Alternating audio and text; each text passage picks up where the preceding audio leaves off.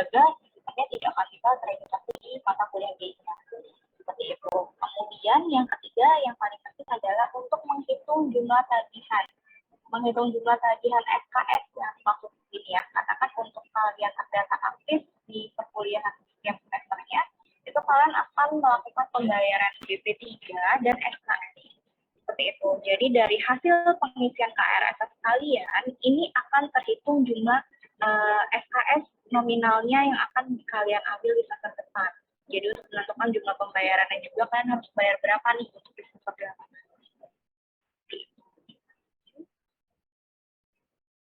Nah, kemudian setelah KRSS itu akan ada yang namanya tahapan KRS.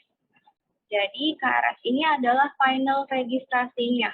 Jadi ketika kalian sudah isi KRSS, next-nya adalah kalian harus mengisikan KRS. Jadi KRS ini baru kalian bisa memilih jadwal. Khusus kalian yang ada di tek mata kuliah, nanti di tahapan KRS ini, di tahapan enrollment ini, baru akan terlihat jadwal yang disediakan dari setiap mata kuliah yang dibuka. Gitu. Kalau tesis harusnya sih tidak ada jadwal, karena kalau tesisnya non-kos itu tidak ada jadwal perkuliahannya. Lalu yang paling penting diingat juga di sini untuk sebelum mengisi KRSS ini kalian wajib mengisi KRSS dan KRS. Jadi untuk kalian terdata aktif ke semester depan, itu kalian harus wajib isi KRSS dan KRS. Lalu kelas mata kuliah yang akan dibuka di KRS sangat mempengaruhi untuk hasil pengisian KRSS. Seperti itu. Nah, ini untuk enrollment-nya. Jadi, kalau tadi KRSS tahapannya adalah validate appointment. Jadi, untuk membuat planning-nya dulu nih. Nah, kalau KRS ini dia sudah bersifatnya enrollment, final dari registrasinya. Kemudian untuk enrollment sendiri atau KRS sendiri, itu dibagi menjadi 3 tahapan. Jadi, ada tahap 1, 2, dan 3.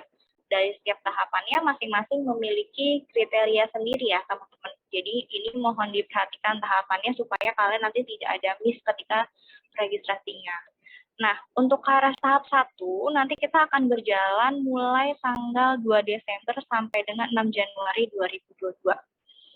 Nah, bagaimana sih mahasiswa yang bisa ngisi di KRS tahap 1 ini? Pertama, kalau kalian mau ngisi KRS di tahap pertama, itu kalian sudah melakukan mengisi KRSS. Ya, jadi kalian berhasil melakukan registrasi KRSS, kemudian kalian melakukan pembayaran BP3-nya tepat waktu sesuai jatuh tempo pertama, yaitu di 27 Oktober, kemudian SKS 1-nya di 24 November. Dan itu semua harus tepat waktu.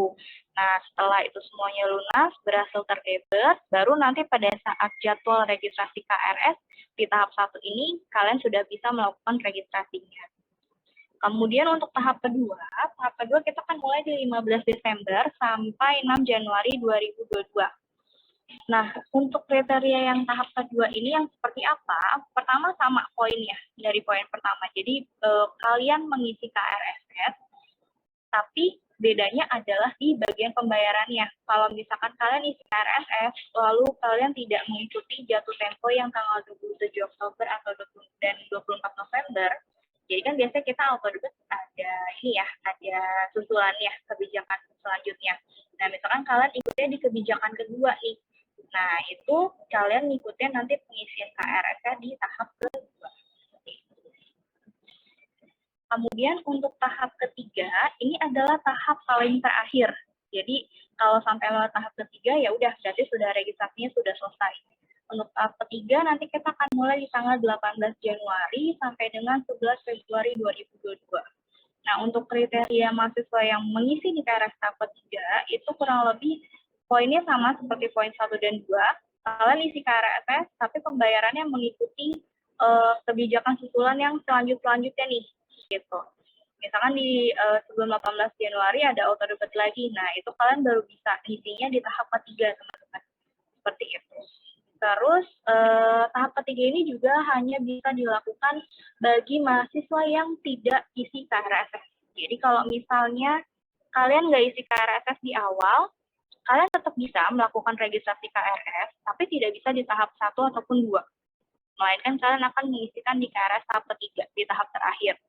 Dan itu nanti akan ada kriterianya sendiri. Karena kayak pembayaran SKS-nya kalian akan ditagihkannya langsung 1 kali 24 jam kalian harus bayar gitu. Nanti akan dijelasin di next slide ya.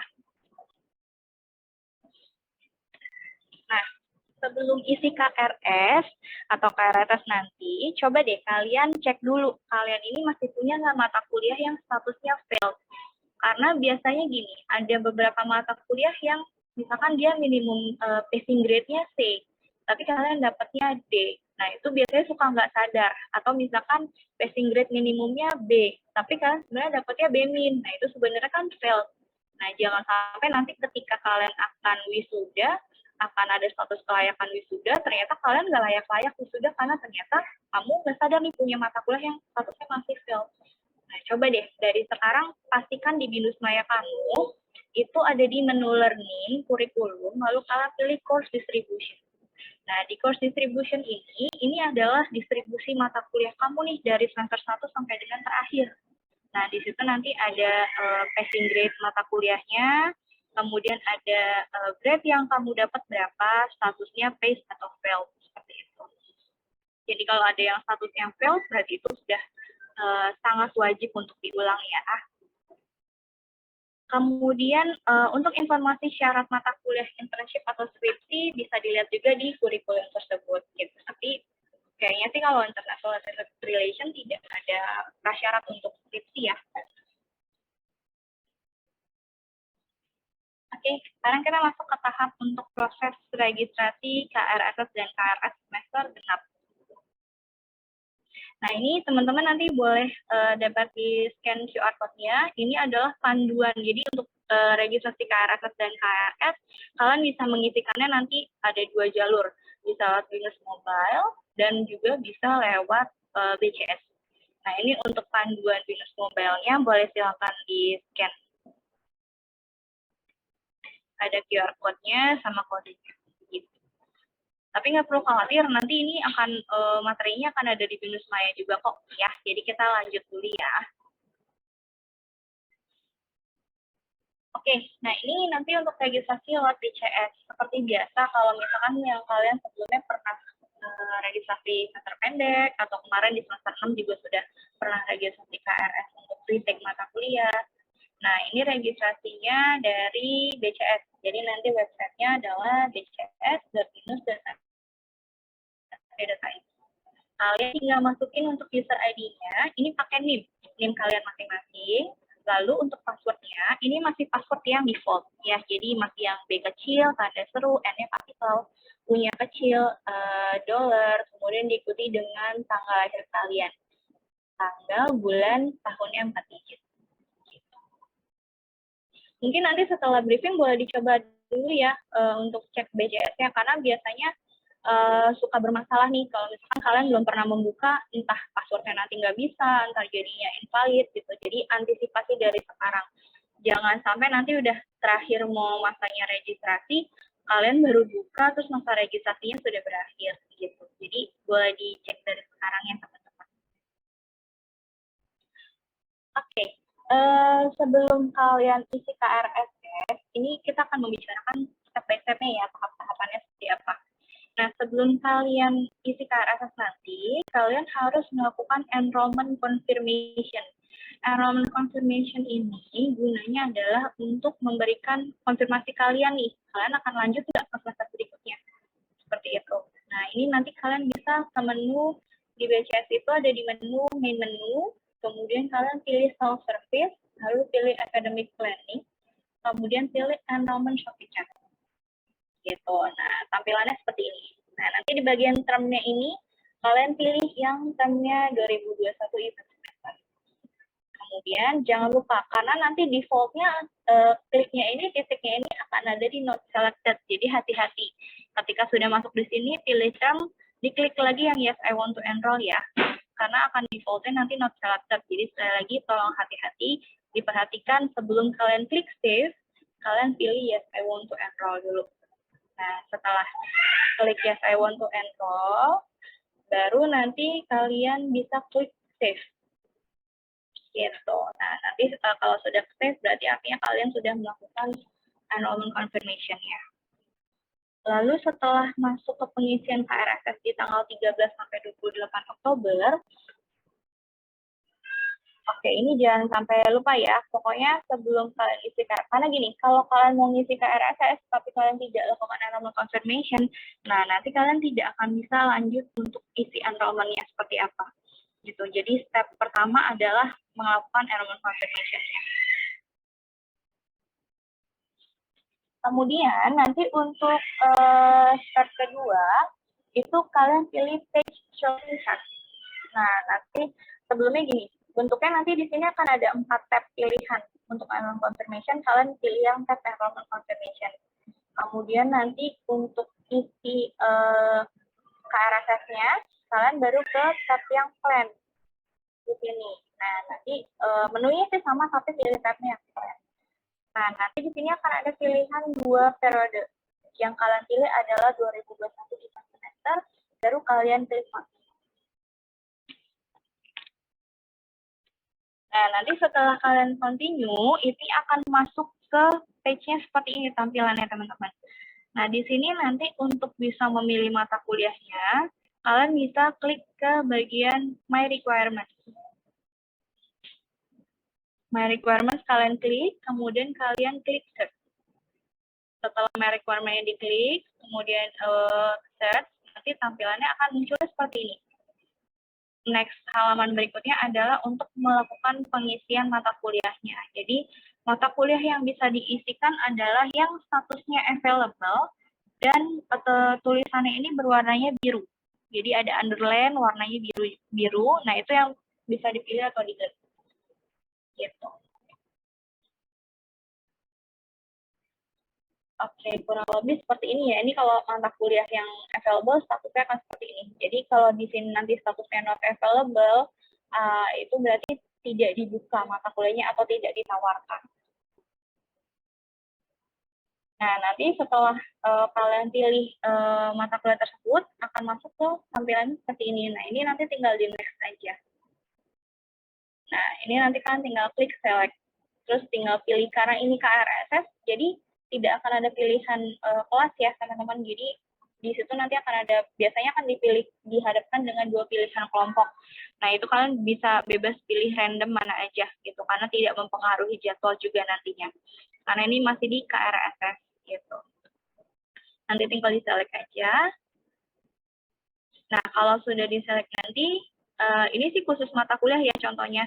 Nanti biasanya kan tinggal ada button untuk next. Jadi baik yang mata kuliah atau yang tesis, ini nanti akan ada button next, diklik saja di sini.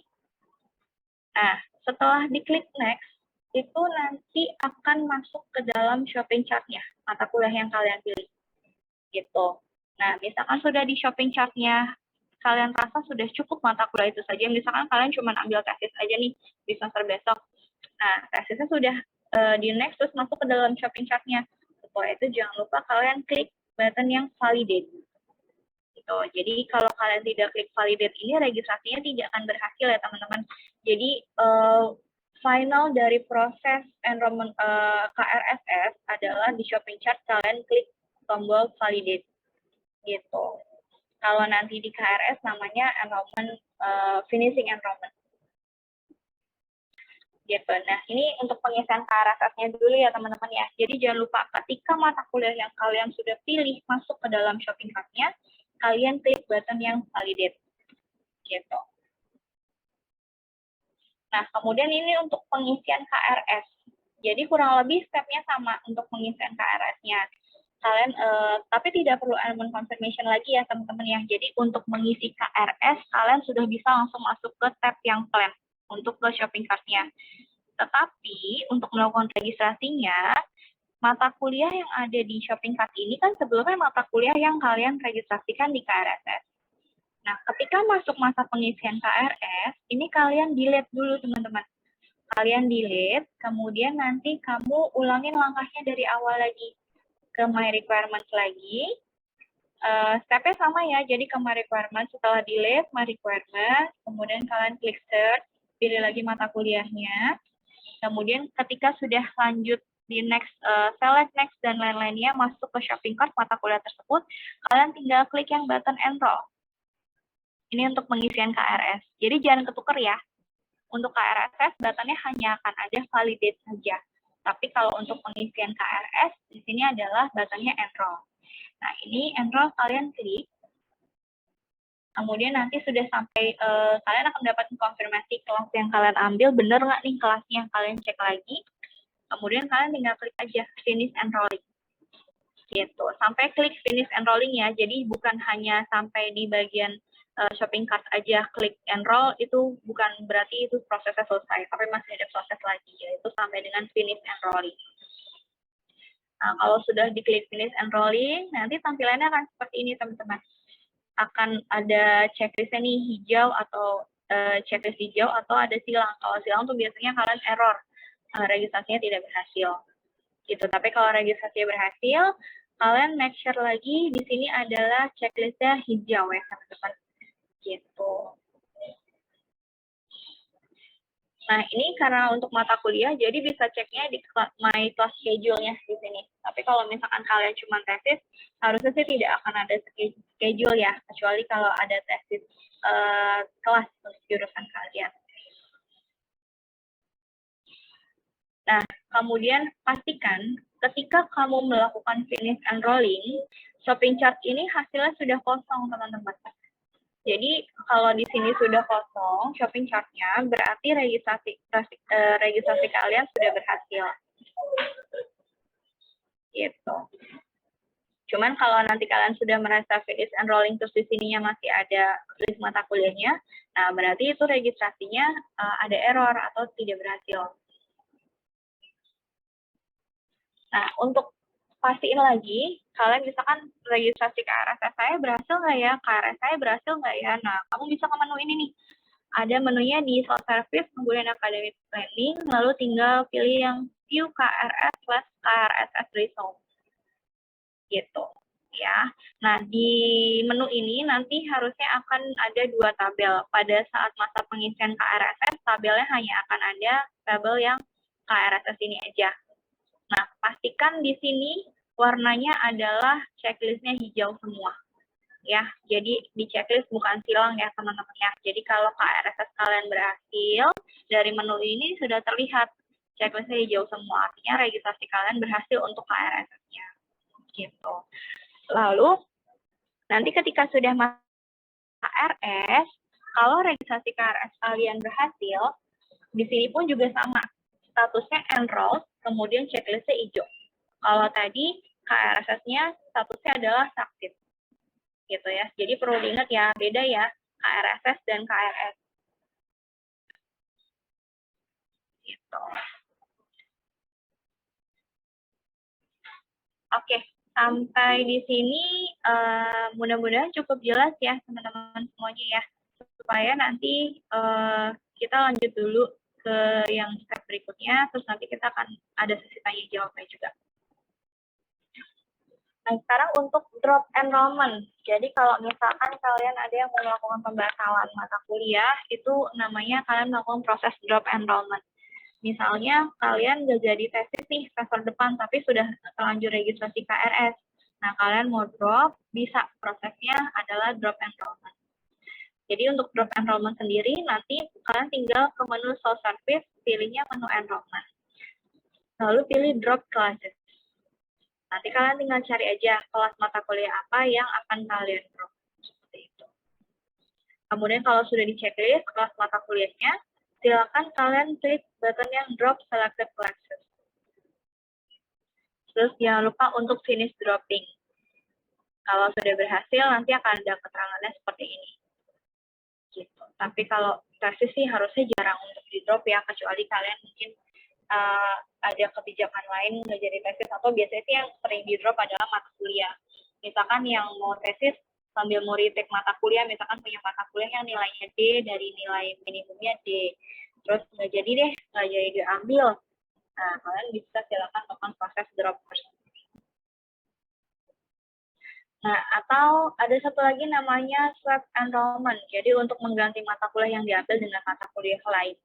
Gitu. Jadi misalkan kalian nggak jadi ambil mata kuliah A, mau ganti ke mata kuliah yang B, bisa, prosesnya sama. Jadi tinggal ke menu enrollment. Kalau tadi pilih yang drop classes, kalian bisa masuk ke yang swab class. Nah, nanti tinggal dipilih aja. Tapi untuk swab ini jarang sih ya dilakukannya. Nanti mungkin kalau kalian ada yang mau swab atau menemukan mata kuliah mata kuliah yang lain ke mata kuliah satunya, itu silakan nanti lewat proses swab.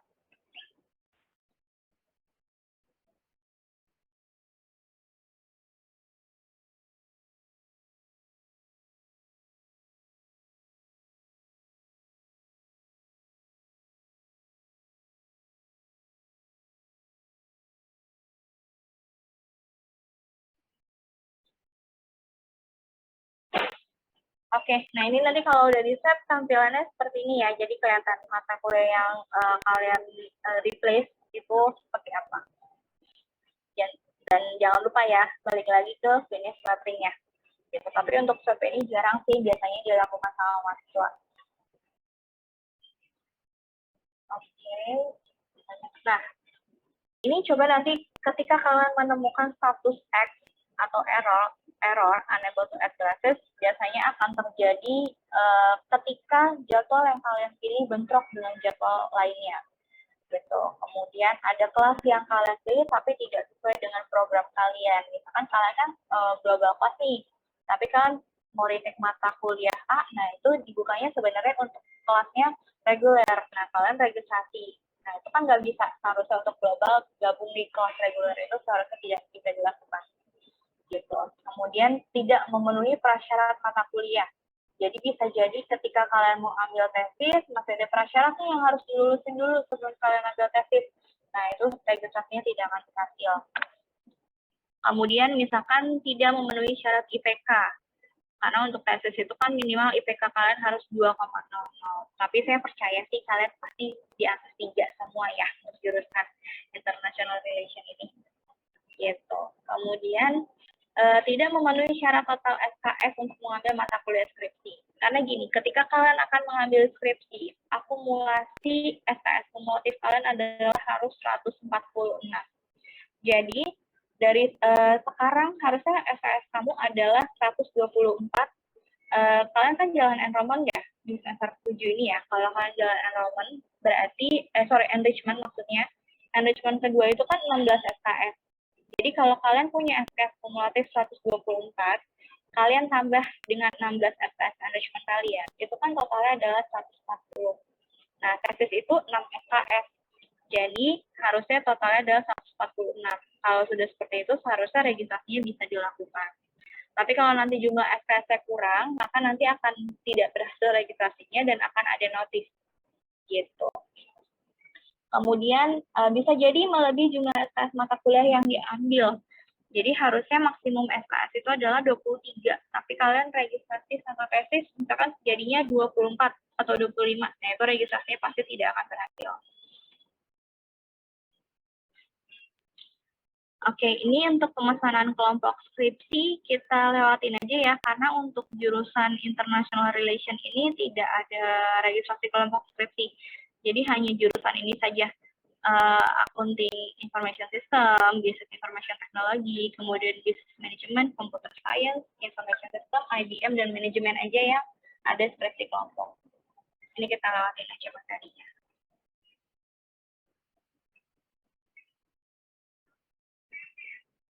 Nah, ini yang perlu teman-teman perhatikan ya. Jadi yang harus diperhatikan untuk kalian yang tidak mengisi KRS di tahap 1 dan 2,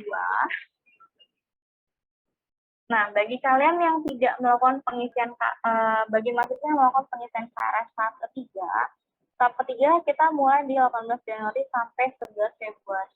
Ini adalah, sekali lagi, saya infokan, ini adalah tahap terakhir. Jadi lewat dari tanggal 11 Februari, kalian tidak bisa registrasi dan konsekuensinya adalah kalian tidak aktif di perkuliahan kita.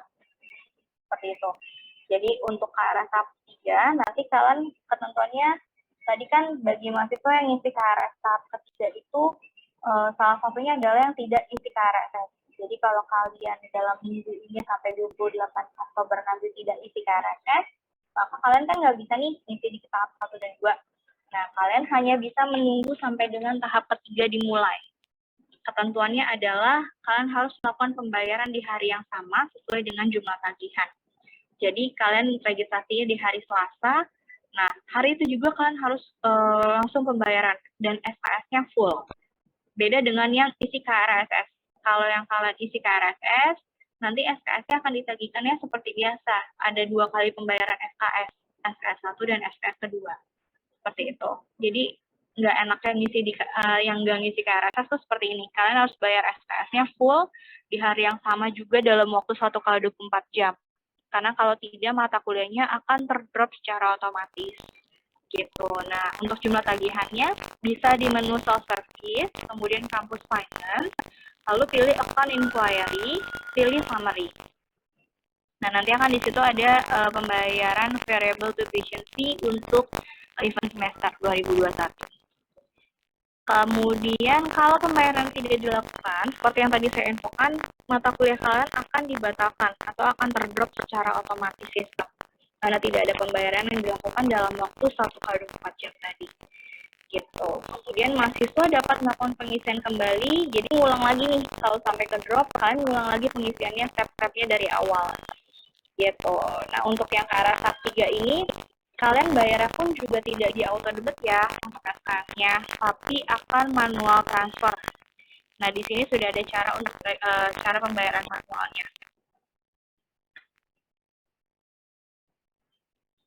Oke, ini boleh dicatat dulu nanti untuk teman-teman diingat-ingat ya. Ini adalah tanggal-tanggal registrasi untuk KRSS dan skripsinya.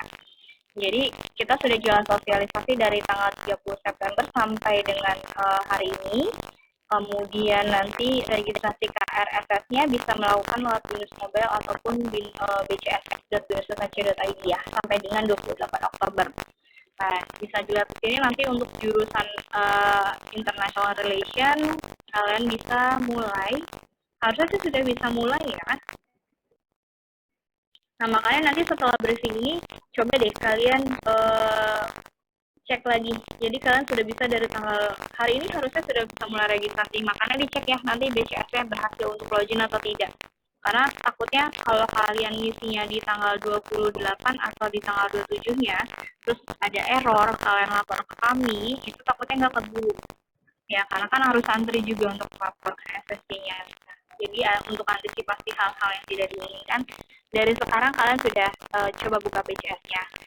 Karena biasanya nih BCS kan sepele ya, biasanya menyepelekan tinggal login ini gitu. Nah, ternyata pas waktu loginnya bermasalah. Nah, ini untuk informasi pembayarannya. Jadi kalau nanti kamu ngisi KRSS, terus kamu sudah ada tagihan BP3 sama SKS 1, untuk bisa ngisi di tahap pertama, kalian jangan lupa pembayaran BP3-nya di 27 Oktober, terus untuk SKS 1-nya yang 50%-nya itu 24 November.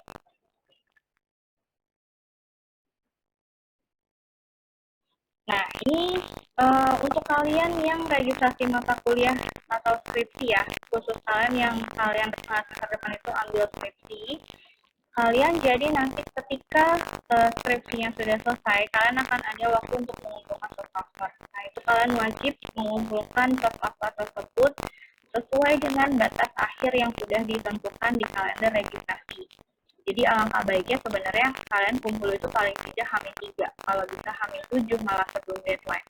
Supaya kalau ada revisi kalian misalkan sudah kumpul terus sedikit dicek ada revisi, itu kalian masih punya waktu untuk revisi. Seperti itu. Nah, kemudian jangan sampai terlambat karena tidak akan ada memo keterlambatan. Gitu. Konsekuensinya kalau misalkan kalian sampai terlambat mengumpulkan soft skripsinya, maka kalian tidak akan bisa registrasi, tidak akan bisa lagi nih untuk upload di website tesisnya. Walaupun bisa upload, kebijakannya adalah nanti kalian akan bayar lagi BP3 dan SKS-nya. Seperti itu. Jadi hati-hati ya untuk kalian yang tesis, diperhatikan juga deadline tesisnya kapan. Kemudian untuk kalender registrasi, kalian bisa pilih di Binus Maya juga, itu ada di menu support, kemudian download center, pilihnya registration calendar. Nah, ini cara pemesanan surat. Jadi kalau misalkan kamu yang lagi mau tesis, terus kalian mau ada survei ke perusahaan, biasanya kan perusahaan akan minta yang namanya surat survei skripsi. Nah, itu kalian langsung aja bisa request ke Binus Maya kalian. Jadi nggak perlu lapor ke channel SSC, Zoom, ataupun email ke channel lainnya. Langsung aja akses ke Binus Maya di menu support, kemudian letter request. Nah, nanti kalian tinggal pilih nih surat survei skripsi. Seperti itu. Nanti kalian tinggal listing aja perusahaan ya, detailnya kayak alamat perusahaan, terus nama penerima suratnya siapa, kemudian alamat perusahaan, seperti itu. Tapi dengan catatan, surat ini bisa kalian request kalau kalian sudah isi KRSS ataupun KRS. Ya, jadi kalau kamu misalkan sudah berhasil isi KRSS nih untuk skripsi, terus mau request surat, itu seharusnya bisa dilakukan. Tapi kalau KRSS-nya tidak diisikan untuk mata kuliah tesis, nah ini suratnya tidak akan bisa kalian proses di Binus Maya-nya. Seperti itu. Sama halnya nanti ketika sudah isi KRS, kalian sudah registrasi, sudah finish enrolling untuk mata kuliah tesisnya nih. Kalian mau request surat, silahkan bisa dari Binus Maya ya. Nanti suratnya ini akan masuk ke email Binus HCID-nya Kak. Oke, teman-teman mungkin nanti untuk teman-teman yang masih berhalangan hadir untuk briefing saat ini, terus jangan khawatir sih, karena nanti materinya ini pun akan kita upload ke Binus Maya. Jadi kalau kalian yang hadir pun nanti ketika mau ngisi lupa nih step-stepnya, kalian bisa download aja materi yang tadi sudah dijelaskan, itu di menu support, download center, kategorinya registration. Ya, nanti akan ada materi sosialisasi briefing KRSS, KRS deskripsi untuk semester genap 2021-2022. Seperti itu. Nah, nanti kalau ada yang perlu kalian tanyakan, misalkan khususnya terkait registrasinya ya, kalau terkait tesis silahkan tanya ke jurusan ya masing-masing. Karena untuk mekanismenya tesis, topik-topiknya seperti apa, itu dengan jurusan. Jadi kalau misalkan nanti kalian ada error waktu registrasi, itu baru dengan SSC. Ini link tree-nya SSC, bisa silahkan nanti kalian scan juga.